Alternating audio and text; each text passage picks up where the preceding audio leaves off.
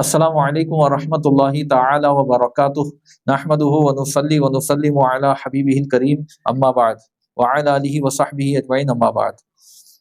معلم الدین کا پہلا درس ہو چکا ہے، یہ دوسرا درس ہے۔ ہم نے معلم الدین کا جو نیا ایڈیشن ہے اس کا صفحہ نمبر 50 تک ہم نے پڑھایا تھا، جس میں نماز کی شرطوں کا بیان گزرا۔ اب یہاں پر صفحہ نمبر 51 پر عنوان ہے وضو کا بیان۔ سوال ہے وضو کی شرطیں کتنی ہیں اور وہ کیا کیا ہیں؟ میں نے آپ کو بتایا تھا کہ کسی بھی چیز کی شرط وہ ہے جو اس چیز سے پہلے پائی جانی ضروری ہے اور اس چیز کے ختم ہونے تک باقی رہنی ضروری ہے۔ جیسے طہارت نماز کے لیے شرط ہے تو نماز شروع کرنے سے پہلے طہارت کا پایا جانا ضروری ہے اور نماز ختم ہونے تک باقی رہنا ضروری ہے۔ اسی طرح ستر عورت نماز کے لیے شرط ہے تو ستر عورت کا نماز سے پہلے پایا جانا ضروری ہے اور نماز ختم ہونے تک باقی رہنا ضروری ہے، تو یہ شرط ہے۔ اور ایک ہے رکن۔ رکن اس چیز کا حصہ ہوتا ہے، جیسے رکوع کرنا نماز کا رکن ہے، نماز کا حصہ ہے، سجدہ کرنا نماز کا رکن ہے نماز کا حصہ ہے، قیام وغیرہ، ان سب سے مل کر نماز بنتی ہے۔ تو شرط اور رکن دونوں لازم ہے، دونوں کے بغیر وہ چیز نہیں پائی جا سکتی، مگر شرط اس چیز سے پہلے پائی جاتی ہے اور اس چیز کے ختم ہونے تک باقی رہتی ہے، اور رکن جو ہے اس چیز کا حصہ ہے۔ تو یہاں پہ ہے سوال وضو کی شرطیں کتنی ہیں اور وہ کیا کیا ہیں؟ جواب ہے وضو کی شرطیں 5 ہیں اور وہ یہ ہے۔ نمبر 1 ہے پانی کا طاہر و مطہر ہونا۔ پانی کی 3 قسمیں بتائی گئی ہیں۔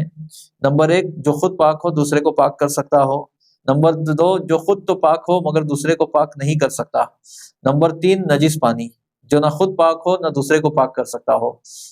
پہلی قسم جو خود پاک ہو دوسرے کو پاک کر سکتا ہو، جیسے کہ بارش کا پانی، دریا کا پانی، کنویں کا پانی، چشمے کا پانی وغیرہ۔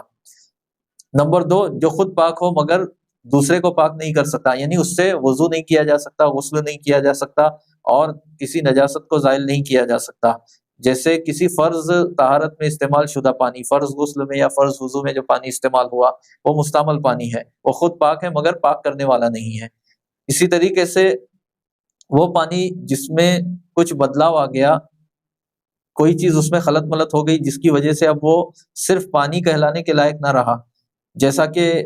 پانی میں ہم نے شکر ملائی، چائے ملائی، تو اب اسے ہم صرف پانی نہیں کہیں گے بلکہ اسے چائے کہیں گے، تو یہ بھی پاک ہے مگر پاک کرنے والا نہیں ہے۔ تو پانی کی دوسری قسم ہے وہ پانی جو پاک ہو مگر پاک کرنے والا نہ ہو۔ تیسری قسم ہے نجس پانی، یعنی جو نہ خود پاک ہے نہ پاک کرنے والا ہے، جیسا کہ ایسا پانی جس میں نجاست مل جائے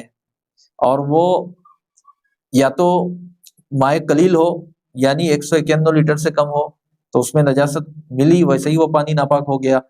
یا وہ 191 لیٹر سے زیادہ ہو اور اس میں نجاست ملی جس کی وجہ سے اس کے اندر تغیر آئے، یعنی نجاست کا رنگ یا بو یا مزہ آئے، تو یہ پانی ناپاک پانی ہے۔ تو یہ تیسری قسم ہے ناپاک پانی۔ اچھا، پہلی قسم وہ پانی جو خود پاک ہو دوسرے کو پاک کر سکتا ہو۔ پھر حکم کے اعتبار سے اس کی ایک قسم وہ پانی ہے جس کا استعمال کرنا مکروہ ہے۔ پہلی قسم کا پانی وہ جو خود پاک ہو دوسرے کو پاک کر سکتا ہو، حکم کے اعتبار سے اس کی ایک قسم ہے مکروہ، یعنی وہ پانی جو پاک ہو پاک کرنے والا ہو مگر اس کا استعمال مکروہ ہو، جیسا کہ وہ پانی جو سورج کی دھوپ کی وجہ سے دھات کے کسی برتن میں گرم ملک میں گرم موسم میں گرم ہوا ہو، تو جب تک وہ گرم ہے جسم پر اس کا استعمال کرنا مکروہ ہے۔ اسی طریقے سے وہ پانی جو پاک ہے پاک کرنے والا ہے مگر اس کی ایک قسم وہ پانی ہے جس کا استعمال کرنا حرام ہے، اس کی مثال ہے مغصوب پانی کی، یعنی وہ پانی جس کو اس پانی کے مالک کے اجازت کے بغیر آپ استعمال کر رہے ہیں، تو وہ پاک ہے پاک کرنے والا ہے لیکن مالک کی اجازت نہیں ہے اس لیے اس کا استعمال کرنا حرام ہے۔ بہرحال وہ حکم کے اعتبار سے ہے۔ المختصر سوال ہے وضو کی شرطیں کتنی ہیں اور وہ کیا کیا ہیں؟ جواب وضو کی شرطیں 5 ہیں اور وہ یہ ہیں۔ پہلی شرط ہے نمبر 1 پانی کا طاہر و مطہر ہونا، وہ پانی جو خود پاک ہو اور دوسرے کو پاک کرنے والا ہو، ایسا پانی ہو اسی پانی سے وضو ہوگا۔ نمبر 2 ہے وضو کے اعضاء پر پانی کا بہہ جانا، بہنا شرط ہے، صرف گیلے ہاتھ سے اعضاء وضو کو تر کرنا کافی نہیں ہے بلکہ پانی کا اعضاء وضو پر بہنا ضروری ہے۔ پھر نمبر 3 ہے وضو کے اعضاء پر کسی ایسی چیز کا نہ ہونا جو پانی کو جلد تک پہنچنے سے روکے، جیسے آئل پینٹ لگا ہے اگر کسی کی چمڑی پر تو وہ پانی کو چمڑی تک پہنچنے سے روک رہا ہے تو اب وضو نہیں ہوگا، شرط ہے کہ پہلے اعضاء وضو سے ایسی چیزوں کو چھڑایا جائے، جیسے موم گرا ہے تو وہ پانی کو جو ہے چمڑی تک پہنچنے نہیں دیتی، یہ سارے مادے، تو اس سے بھی وضو نہیں ہوتا، تو شرط ہے کہ پہلے ایسی چیزوں کو چھڑایا جائے۔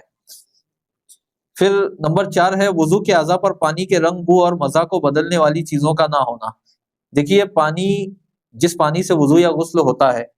تو ضروری ہے کہ اس میں کوئی تبدیلی نہ ہو، کوئی دوسری چیز کے خلط ملط ہونے کی وجہ سے، ملنے کی وجہ سے اس کا رنگ، بو اور مزہ بدلے نہ، تبدیلی نہ ہو، وہ خالص پانی ہی رہے۔ تو اگر آپ نے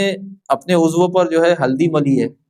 اب جیسے ہی آپ پانی ڈالو گے، ہلدی کے ملنے کے ساتھ ملتے ہی وہ پانی کا رنگ بدل جائے گا، وہ متغیر ہو جائے گا، وہ مطلق پانی، خالص پانی نہیں رہے گا۔ تو اب پھر وہ بدلنے کے بعد عضو پر بہے گا تو وہ عضو کا حدث دور نہیں کر پائے گا۔ تو اس لیے ضروری ہے کہ اعضائے وضو پر کوئی ایسی چیز نہ ہو کہ جو پانی کے کانٹیکٹ میں آئے تو پانی کا رنگ یا بو یا مزہ زیادہ بدل جائے۔ جیسے صابن کچھ لوگ لگاتے ہیں، پھر اس کے بعد پانی ڈالتے ہیں، تو پہلی بار جب پانی ڈالتے ہیں تو صابن کے فیس وغیرہ کے کانٹیکٹ میں آتے ہی اس پانی کا رنگ بدل جاتا ہے، اتنا زیادہ بدلتا ہے کہ وہ مطلق نہیں رہتا۔ تو اب یہ پانی جو بدل گیا ہے، اب یہ بہ رہا ہے اعضائے وضو پر، تو وہ اعضائے وضو کا حدث دور نہیں کر رہا ہے، کیونکہ اب وہ مطلق پانی نہیں ہے، پاک کرنے والا نہیں ہے اب وہ۔ تو اس لیے شرط ہے کہ اعضائے وضو پر کوئی ایسی چیز نہ ہو جو پانی کو بدل دے، وہی چوتھی شرط ہے۔ تو یہ 4 شرطیں ہر ایک کے لیے ہے۔ نمبر 1 پانی کا پاک اور پاک کرنے والا ہونا، یاد رکھیے گا۔ نمبر 2 وضو کے اعضاء پر پانی کا بہنا شرط ہے۔ بہنے کا مطلب ہے پانی لگے اور سرکے، اب ایک جگہ سے دوسری جگہ ہٹے، یہ ہے گزرنا، بہنا۔ نمبر 3 ہے وضو کے اعضاء پر کسی ایسی چیز کا نہ ہونا جو پانی کو چمڑی تک پہنچنے سے روکے۔ نمبر 4 ہے وضو کے اعضاء پر پانی کے رنگ، بو اور مزہ کو بدلنے والی چیزوں کا نہ ہونا، جیسے صابن ہے، ہلدی ہے، کوئی رنگ ہے وغیرہ، جو پانی کے کانٹیکٹ میں آتے ہی پانی کو بدل دے، تو وہ چیز پہلے دور کی جائے، اس کے بعد وضو کیا جائے، یہ شرط ہے۔ پھر نمبر 5 ہے دائم الحدث کے لیے نماز کے وقت کا داخل ہونا۔ دیکھیے ایک مریض ہے، مریض کی ایک قسم ہے، وہ مریض جس کا وضو رکتا ہی نہیں، تو اسے دائم الحدث کہتے ہیں، یعنی جس کا حدث دائم رہتا ہے، ہمیشہ رہتا ہے، باقی رہتا ہے۔ مرد میں اس کی مثال ہے سلسلے بول کا مریض، یعنی جس کے پیشاب کے قطرے لگاتار گرتے ہی رہتے ہیں۔ اللہ تعالیٰ نے پیشاب کو روکنے کی جو طاقت اور صلاحیت انسان میں بنائی ہے، وہ طاقت ختم ہو جائے یا انتہائی کمزور ہو جائے، جس کی وجہ سے مسلسل پیشاب کے قطرے شرمگاہ سے نکلتے رہیں، تو ظاہر ہے کہ شرمگاہ سے کوئی چیز نکلتی ہے تو وضو ٹوٹ جاتا ہے۔ اب اس کے مسلسل پیشاب کے قطرے نکل رہے ہیں تو اس کا تو وضو باقی رہ ہی نہیں سکتا،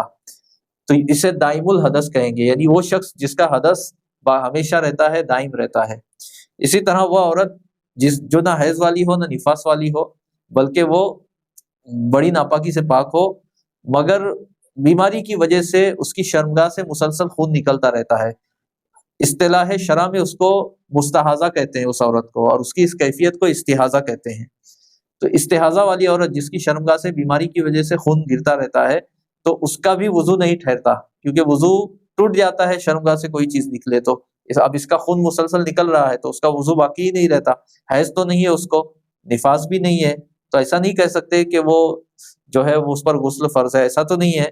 حیض و نفاس نہیں ہے اس کو، بس بیماری کی وجہ سے خون ہے، تو وہ عورت بھی دائم الحدث ہے، یعنی ایسی عورت جس کا حدث دائم ہے، باقی ہے، جاری ہے۔ تو اب ان لوگوں کا کیا مسئلہ ہے؟ تو ان لوگوں کا حکم یہ ہے کہ ہر نماز کے لیے نماز کا وقت داخل ہونے کے بعد یہ وضو کریں گے، چاہے مرد ہو عورت ہو۔ مرد میں جو مثال میں نے سلسلے بول کے مریض کی بتائی اور عورت میں استحاضہ کی بتائی، تو یہ دونوں ہر نماز کے لیے سب سے پہلے اپنی شرمگاہ کو دھوئیں گے، اور شرمگاہ پر روئی جیسی کوئی چیز رکھی جاتی ہے نجاست کو روکنے کے لیے، تو اس کو بھی چینج کریں گے، بدلیں گے، اور پھر اس کو شرمگاہ پر جمائے رکھنے کے لیے جو اوپر سے پٹی وغیرہ باندھتے ہیں، اگر پٹی تک نجاست پہنچی ہے تو پھر اس کو بھی بدلیں گے، اور پھر اس کے بعد فوراً یہ لوگ وضو کریں گے اور فوراً نماز پڑھیں گے، دیر نہیں کریں گے، یہ حکم ہے۔ تو ایسے مریض، ایسے مجبور لوگ،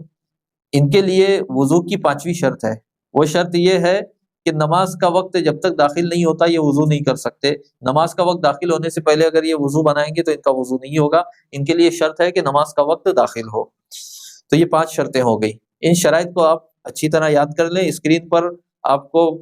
صفحے کا اسکین بھی نظر آ رہا ہے، اس میں بھی پڑھ لیں آپ۔ آگے ہے سوال، طاہر و مطہر کس پانی کو کہتے ہیں؟ جواب ہے طاہر و مطہر اس پانی کو کہتے ہیں جو خود پاک ہو اور دوسری چیزوں کو پاک کرنے کی صلاحیت رکھتا ہو، جیسا کہ بارش، ندی، دریا، تالاب، کنویں اور چشمے کا پانی، جیسا کہ میں نے وضاحت کی۔ پھر سوال ہے کون کون سے پانی سے وضو نہیں ہو سکتا؟ جواب، 3 قسموں کے پانی سے وضو نہیں ہو سکتا۔ نمبر 1 ناپاک پانی، جو نہ خود پاک ہے نہ دوسرے کو پاک کر سکتا ہے، اس سے وضو نہیں ہو سکتا۔ پھر اگلے صفحے پر ہے، صفحہ 52 پر، نمبر 2 پاک چیز سے زیادہ تغیر شدہ پانی، یعنی کوئی پاک چیز پانی میں مل گئی، اس سے پانی کا رنگ بدل گیا اور زیادہ بدل گیا، یا اس کی بو بدل گئی، پانی کی اس چیز کی بو آنے لگی اور زیادہ آنے لگی، یا اس کا ٹیسٹ بدل گیا، ذائقہ پانی کا نہ رہا بلکہ اس چیز کا ذائقہ آ رہا ہے اور اچھا خاصا ہے، زیادہ ہے، تو ایسی صورت میں وہ پانی پاک کرنے والا نہیں ہے، پاک تو ہے مگر پاک کرنے والا نہیں ہے۔ جیسا کہ آپ پانی میں آٹا ملا دیجئے، اب پانی کا کلر جو ہے وہ بدل گیا یا اس کا ذائقہ بدلا، اتنا بدلا کہ اب صرف پانی اسے نہ کہا جا سکے، تو وہ پاک ہے مگر پاک کرنے والا نہیں ہے، اس کو متغیر پانی کہتے ہیں، وہ پانی جس میں تغیر ہوا، جس میں تبدیلی ہوئی۔ پھر نمبر 3 ہے مستعمل پانی، یعنی ایک بار وضو، غسل یا نجاست کو پاک کرنے میں استعمال کیا ہوا پانی۔ مستعمل پانی وہ پانی ہے جس کو فرض غسل میں استعمال کیا گیا، پہلی بار جب فرض غسل میں پہلی بار جو جسم سے پانی بہا وہ مستعمل پانی ہے، خود پاک ہے مگر پاک کر نہیں سکتا۔ اسی طریقے سے 3 بار دھونا وضو میں سنت ہے، تو جب پہلی مرتبہ دھوئیں گے تو پہلی مرتبہ دھونا فرض ہے، دوسری اور تیسری مرتبہ سنت ہے، تو فرض دھونے میں جو پانی بہ کر جو اس کا غسالہ جمع ہوا وہ پاک ہے مگر پاک کرنے والا نہیں ہے، اس کو مستعمل کہتے ہیں۔ تو دوسری قسم پاک چیز سے زیادہ تغیر شدہ پانی، اور تیسری قسم مستعمل پانی، یہ دونوں کا حکم ایک ہی ہے، یعنی یہ پانی پاک ہوتے ہیں مگر پاک کر نہیں سکتے۔ تو ان پانیوں سے وضو اور غسل اور ازالہ نجاست نہیں ہو سکتا۔ نمبر 1 ناپاک پانی، نمبر 2 تغیر شدہ پانی، نمبر 3 مستعمل پانی۔ پھر سوال ہے پانی کب مستعمل کہلاتا ہے، استعمال کا حکم کب لگے گا؟ جواب، بے وضو، جب وضو کرے گا، بے وضو شخص جب وضو کرے گا تو اس وضو کے فرض میں استعمال کیا گیا پانی مستعمل کہلاتا ہے، جیسا کہ ہم نے ابھی وضاحت کی۔ اس شخص کے غسل کے فرض میں جس پر غسل فرض تھا استعمال کیا گیا پانی مستعمل کہلاتا ہے، یعنی پہلی مرتبہ غسل کے دوران جو پانی جسم سے بہا وہ پانی مستعمل ہے۔ اسی طرح ازالہ نجس میں استعمال کیا گیا پانی، یعنی کسی جگہ ناپاکی لگی ہے تو اس ناپاکی کو چھڑانے کے لیے، دور کرنے کے لیے جو پانی استعمال کیا گیا، تو جب آپ نے پانی ڈالا اور اس پانی کی وجہ سے نجاست زائل ہو گئی، پانی کا رنگ بھی نہیں بدلا، یعنی پانی نے جو ہے نجاست کو بالکل ختم کر دیا، پانی کے اندر بھی نجاست کا رنگ یا بو یا مزہ نہیں آیا، تو ایسی صورت میں وہ پانی جو ہے مستعمل ہے، کیونکہ نجاست دور کرنے میں اس کو استعمال کیا گیا۔ اس کا حکم یہ ہے کہ خود پاک ہے مگر دوبارہ اب اس سے کوئی پاکی حاصل نہیں کی جا سکتی۔ فرماتے ہیں اسی طرح ازالہ نجس میں استعمال کیا گیا پانی مستعمل کہلاتا ہے جبکہ محل پاک ہو جائے، یعنی جہاں نجاست لگی تھی جب آپ نے پانی بہایا تو وہ جگہ پاک ہو گئی، اگر جگہ پاک نہیں ہوئی تو اب یہ جو نجاست پر سے جو پانی بہا ہے، نجاست تو دور نہیں ہوئی، نجاست اپنی جگہ جمی ہوئی ہے، اس کے اوپر سے جو پانی بہا جو نجاست کو دور نہ کر سکا تو وہ پانی نجس ہوگا۔ مستعمل پانی کا مطلب ہے خود پاک ہو، پاک کر نہیں سکتا، تو وہ تبھی ہوگا جب وہ نجاست کو زائل کرے، جس جگہ نجاست لگی ہے اس نجاست کو ختم کر دے اور اس کے اندر بھی نجاست کا رنگ یا بو یا مزہ نہ آئے، تب وہ پانی پاک ہے مگر اب دوبارہ اس سے پاکی حاصل نہیں کی جا سکتی۔ اگر نجاست دور کرنے کے لیے ہم نے پانی ڈالا کسی چیز پر، کسی پاک چیز پر، پیشاب یا پاخانہ لگا یا خون لگا، اس کو دھونے کے لیے ہم نے پانی ڈالا، تو اب پانی جب بہا اس کے اوپر سے تو یا تو وہ چیز پاک نہیں ہوئی، ابھی تک پوری طرح پیشاب دور نہیں ہوئی یا پاخانہ دور نہیں ہوا، یا وہ خون ابھی بھی پوری طرح چھڑا نہیں ہے، تو جو پانی بہا وہ خود نجس ہو جائے گا، ایک بات۔ دوسری بات یہ کہ جب ہم نے اس پاک چیز کو جو کسی نجاست کے لگنے کی وجہ سے ناپاک ہوئی ہے، متنجس ہوئی ہے، جیسے ہمارا ہاتھ ہے پاک ہے، خون لگا ہاتھ پر تو اس کی وجہ سے ہاتھ ناپاک ہو گیا،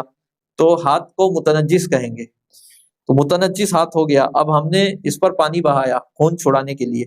خون پوری طرح نہیں چھوٹا، تو اب اس خون پر سے جتنا پانی بہا وہ بھی نجس ہوگا، وہ بھی ناپاک ہوگا۔ لیکن جب ہم نے پانی بہایا اور اس بہانے کی وجہ سے خون پوری طرح چھوٹ گیا، تو پھر ہم پانی میں دیکھیں گے پانی کا رنگ یا بو یا مزہ خون کی وجہ سے بدلا ہے یا نہیں۔ جو غسالہ نیچے گرا اس کے اندر کوئی تغیر نظر نہیں آ رہا ہے، تو پھر اس کا مطلب یہ ہے جگہ بھی پاک اور وہ پانی بھی پاک۔ تیسری، یا تو پھر ایسا ہے کہ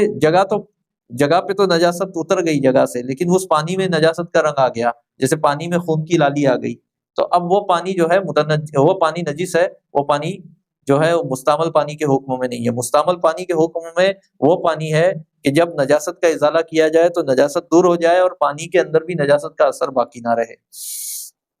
تو وہی کہہ رہے ہیں جب کہ محل پاک ہو گیا ہو، یعنی وہ محل، وہ جگہ جہاں نجاست لگی ہے وہ پاک ہو گیا ہو، پانی کے رنگ، بو اور ذائقے میں نجاست کے سبب کوئی تبدیلی پیدا نہیں ہوئی ہو، اور نہ ہی پانی کا وزن بڑھا ہو۔ یہ سب شرطیں ہیں۔ نمبر 1 وہ جگہ پاک ہو جائے، نمبر 2 پانی کا رنگ یا بو یا مزہ نہ بدلے، نمبر 3 پانی کا وزن بھی نہ بڑھے، جو غسالہ ہے نجاست کے ازالے میں جو پانی استعمال ہوا اس کا جو دھون یا غسالہ ہے اس کا بھی وزن نہ بڑھے۔ جب یہ 3 شرطیں پائی جائیں گی تب کہا جائے گا کہ وہ جگہ جہاں نجاست لگی تھی اب وہ جگہ پاک ہو گئی، اور وہ جو پانی جو بہا آخری بار جب نجاست زائل ہوتے وقت جو پانی بہا وہ مستعمل ہے، پاک ہے، پاک کر نہیں سکتا۔ اب آگے انشاءاللہ